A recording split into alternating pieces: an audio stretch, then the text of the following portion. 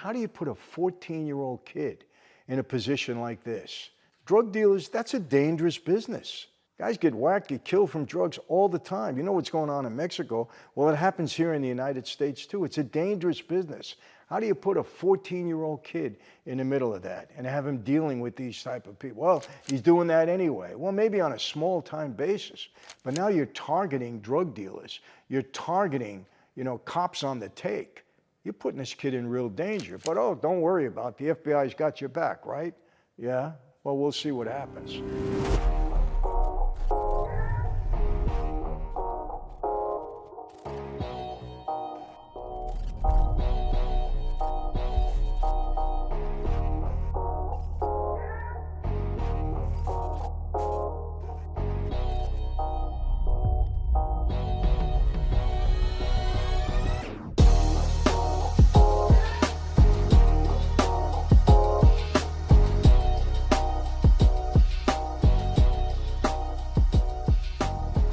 Hey everyone, welcome to another Sit Down with Michael Franzese. Hope everybody is doing well. All is very good, very blessed on this end.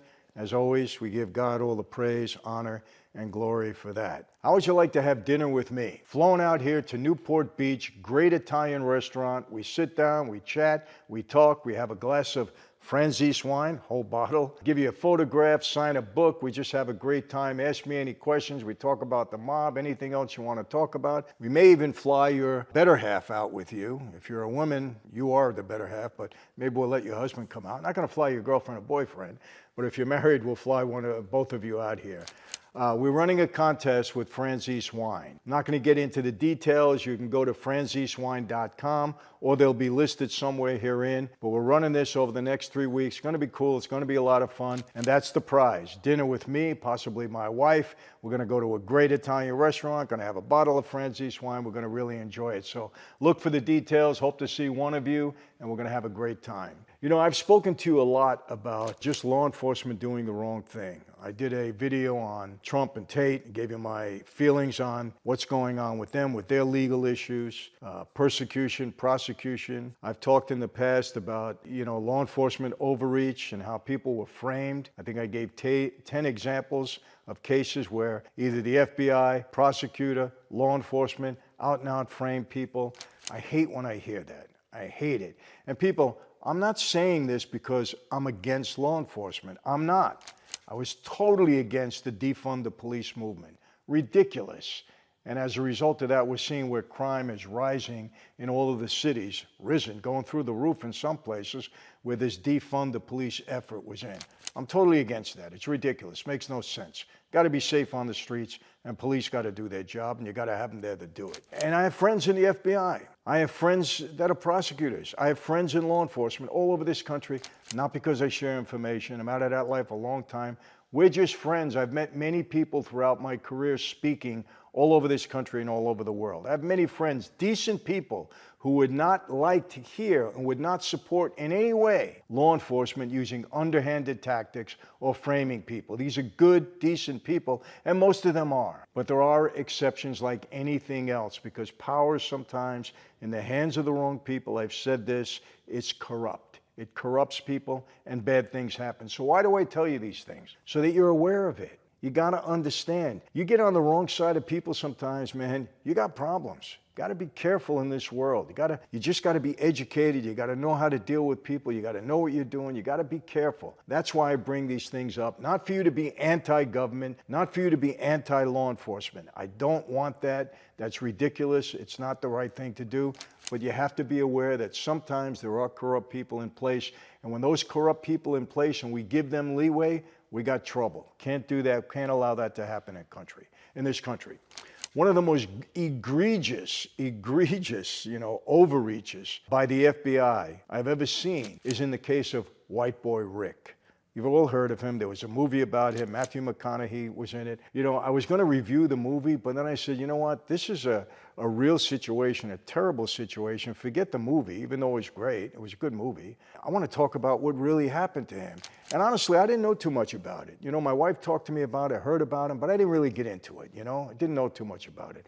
But once I did, actually what happened is I have somebody in Detroit who's friendly with White Boy Rick, and he said, you know, Mike, do you want to sit down with him and interview him? But Rick is very suspicious of people. Now, not of me, but he's afraid of being out there because of what happened to him, and rightfully so.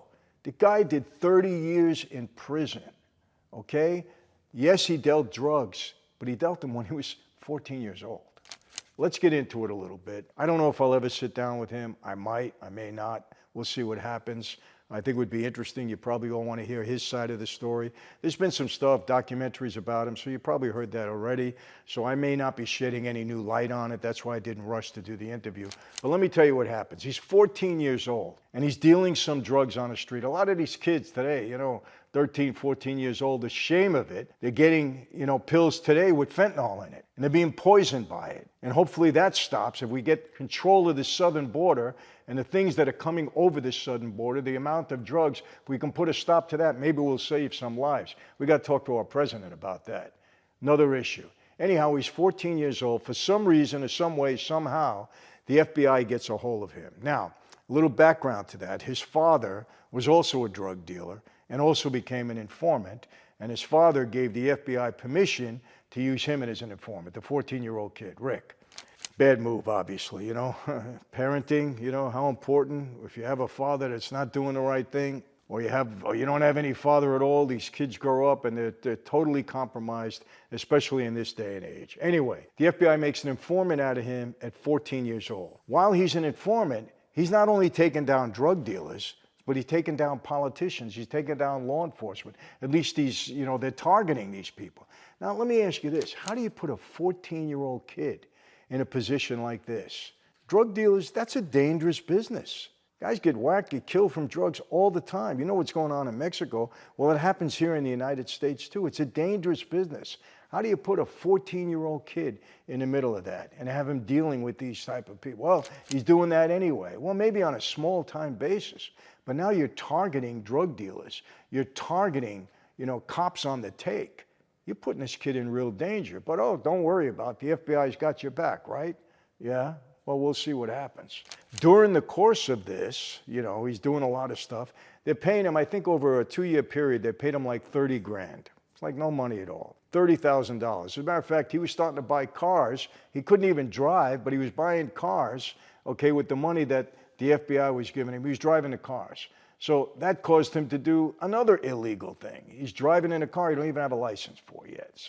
But then he starts to get a little bit deeper into it, and he gets, somehow he targets a guy by the name of Gil Hill. Now, who is Gil Hill? He was a former cop, he was a police officer at the time. He also played Eddie Murphy's boss in Beverly Hills Cop, if you remember. Did a good job. Remember behind the desk, he's yelling at Eddie Murphy, This all happened, by the way, in Detroit. Comes out of Detroit. Well, Gil Hill was, was a pretty heavy guy. Ran for mayor. He was also the, let me say, I have some notes here.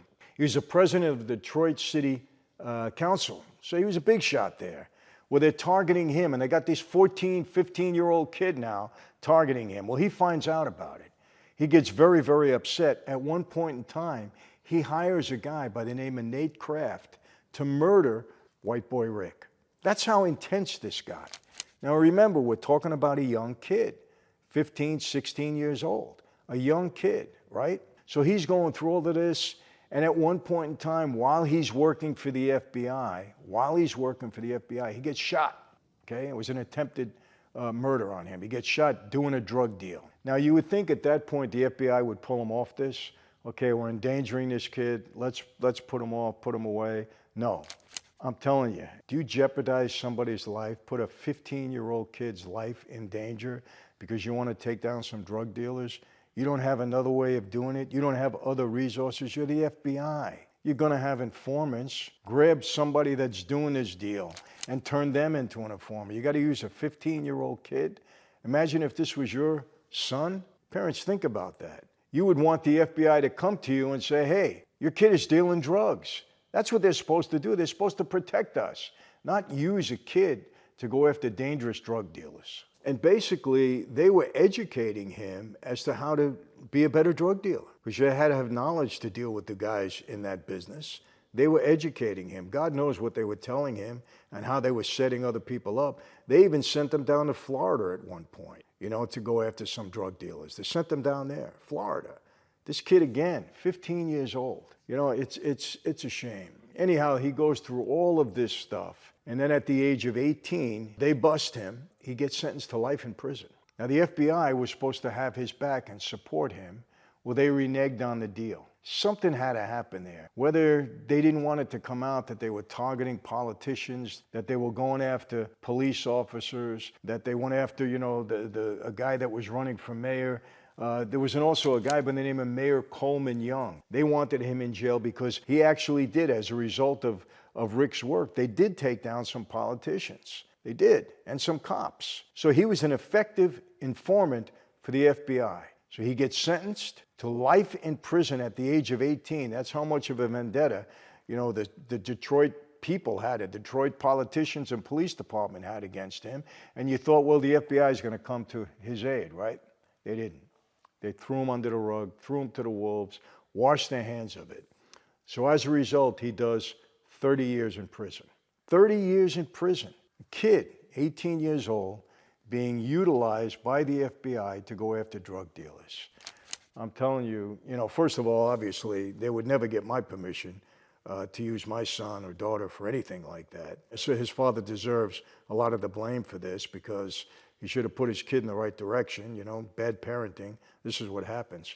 But the FBI should know better. I'm sorry. There's no excuse for it. There's no reason for something like this to happen. They're supposed to protect us and protect our families. And they should have went to the parent. Well, again, in this case, they couldn't. Or they should have went to him and said, hey, get off the street or we're going to put you in jail forever. Not used him the way they did. They used this kid. So anyhow, he does 30 years in prison. He got released in 2020.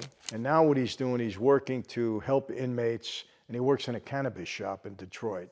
I saw a little documentary on him, and he's really trying to get his life together. But, how do you do that? How do you take back 30 years?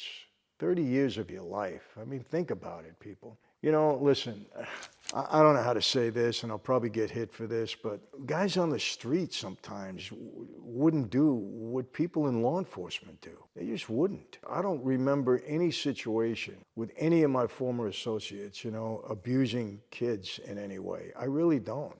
Or using them in any way. Now, if you come back with an example, I'm telling you that I don't recall any of that ever happening. We did have some kind of moral and standard and moral code that we didn't hurt women and children in that regard, or families. And I just don't understand how the FBI could have allowed something like this to happen. Anyway, the story goes on with him. I think he's got a lawsuit now against the city. I don't know if he's suing the FBI. That probably won't go anywhere. But trying to get his life in order. How do you get your life in order after, 30 years in prison for a crime you didn't commit? After 30 years in prison, period, for a crime you didn't commit, though. He's bitter. He's resentful, rightfully so. His family destroyed, the whole bit. Anyway, again, why do I tell you this? You got to realize, people, we don't live in a perfect world. There are people out there that were entrusted to do the right thing, and they don't. And we just have to be mindful of it. In our government today, we got to hold them accountable. When they're doing the wrong thing, when they're lying to us, when they're leading us down the primrose path, when they're, doing things that aren't right, we got to hold them accountable. They're not perfect. They're not above us. They're supposed to be public servants. They're supposed to be guarding, our welfare and our lives. We got to hold them accountable. So, sad case with Rick. Watch the movie. There's plenty of documentaries, or at least one that I know of. I think it's on Netflix. You can watch it. Very interesting story, a tragic story in my view.